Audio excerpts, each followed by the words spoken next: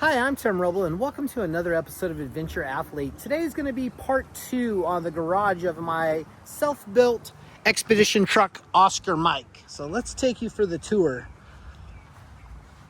Super pleased with this platform. If you haven't watched part 1, I talked about the chassis, why I selected a 1089 wrecker, primarily before the payload and the wheelbase and the massive frame that's on it. But as we come in here, you see what I have is what I call my shop or garage in here. So first thing you notice when you walk in is you see this huge toolbox and a lot of Milwaukee tools, and that's what built the truck. Everything that built the truck is in the truck.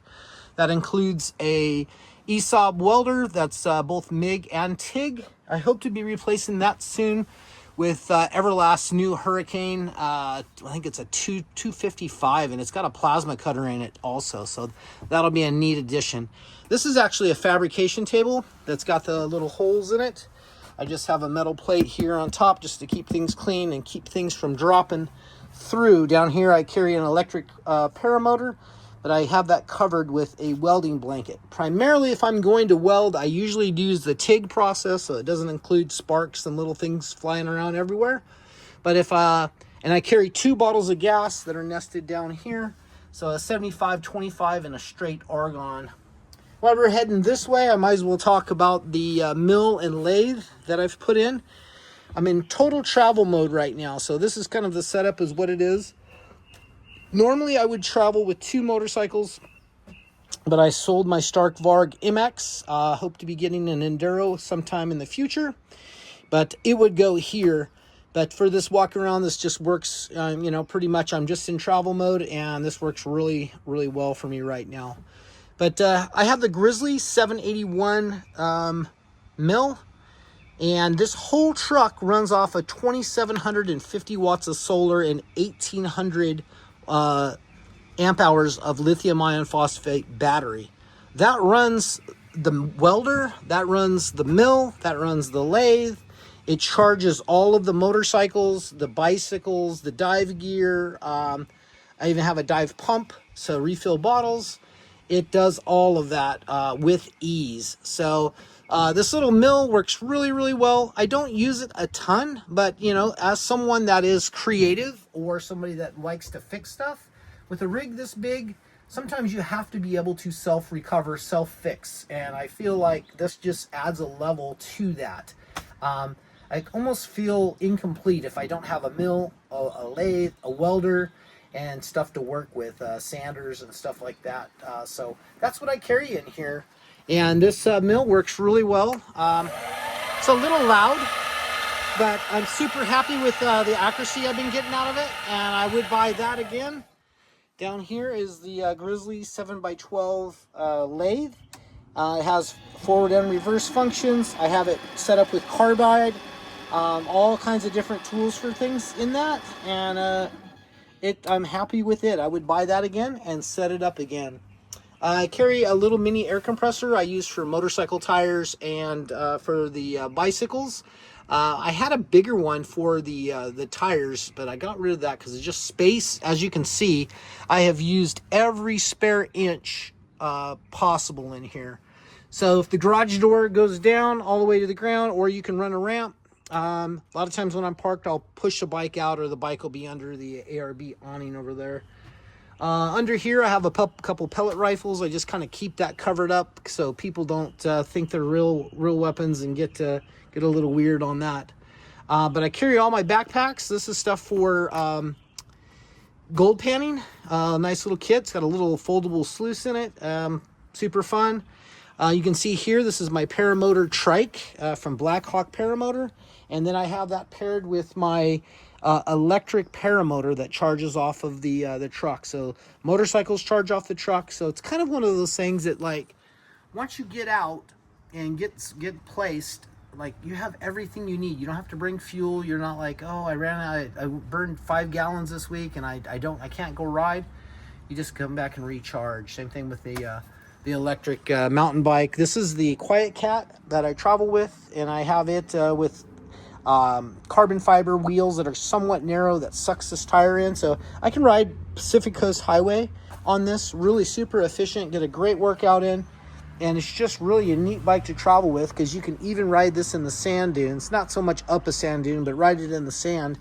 And it works really well, and it's fun. That's actually probably one of my more fun toys that I travel with. And talking about that, the reason for this build solely was to travel and do healthy things, and be able to support and fix those things in here.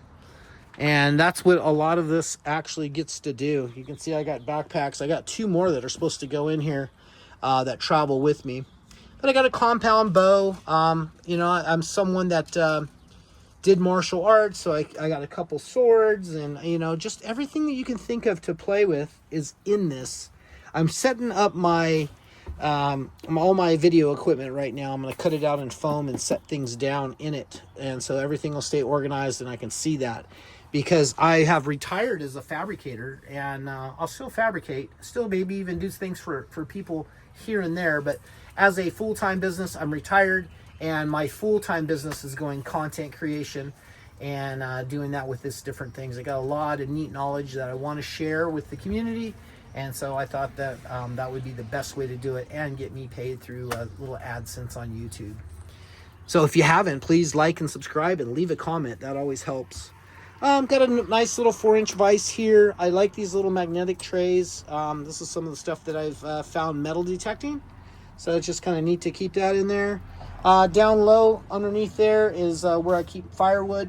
I travel. I have a wood-burning, cubic mini wood-burning stove. And then just extra fuel and stuff over there. Right now I got some beef ribs cooking for Independence Day. And I'll work on finishing these videos up and have a nice meal when I'm done.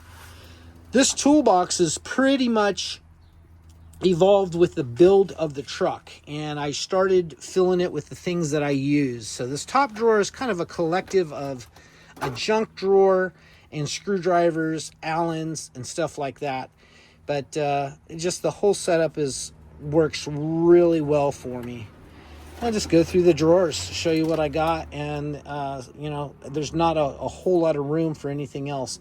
Some of the bigger stuff and a bigger impact is down in the lower bin of the truck for changing tires and all of the really big stuff, because this truck's got some big bolts and stuff on it. But got a little room there to nest some more stuff. That's where my Stark Varg toolkit was. And from time to time, I travel with my KTM 890 Rally, and I park it in here.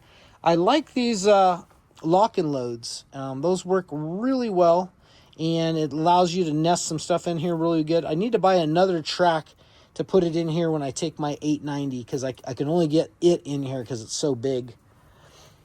But yeah, as a machinist, I was a machinist welder in the Air Force, so having taps and dies and punches and stuff like that is crucial for me.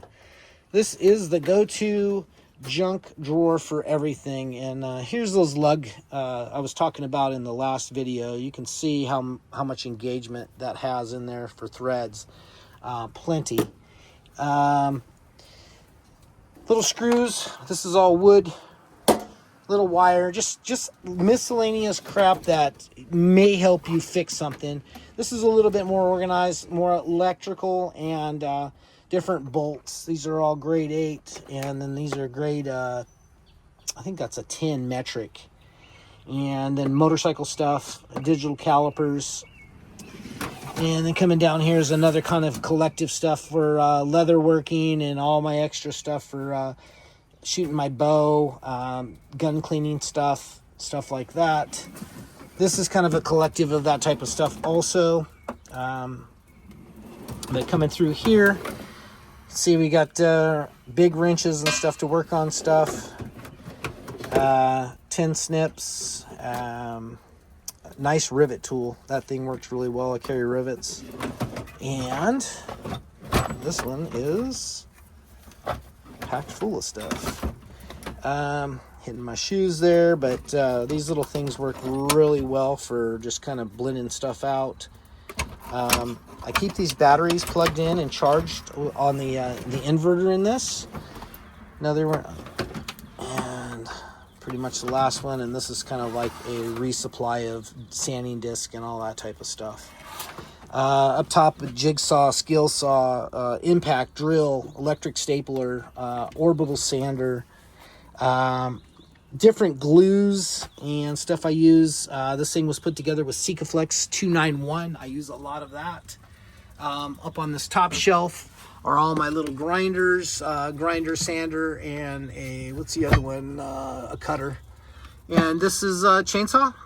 And my trials helmet, my downhill filming helmet for anything I do mountain bike wise, my open face, motorcycle helmet, motorcycle gear is in here, different tapes to put stuff together, some paints to paint stuff up, my paramotor helmet. Pretty much that's about it going on in here. I've really fine-tuned this over the last 5 years and really made this everything that needs to be in it is in it, and I've refined that process, and it's worked out super, super well. So if you have questions and comments and want to know more of why or what or where to find one of these trucks, I'm here to help. I think the community of these big trucks is really a neat community, a lot better community than the Humvee community is, a lot more kind, courteous, and people willing to help.